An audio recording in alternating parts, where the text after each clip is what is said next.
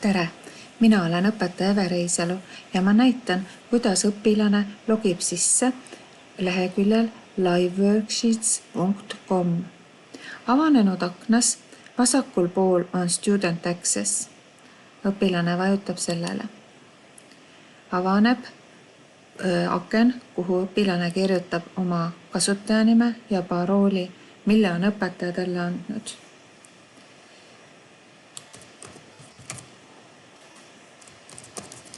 Nii, ja vajutab Enter. Nüüd tulebki lahti lehekülg, kus õpetaja on pannud ülesande siia kausta. Vajutades selle peal, avanebki tööleht. Nüüd täites see tööleht ära, kui kõik on täidetud, siis siin lõpus on Finish. Siia tuleb siis vajutada. Kui korraga ei jõua ära lahendada, võib ka panna, et salvesta hilisema jaoks ja siis hiljem sa saad seda jätkata.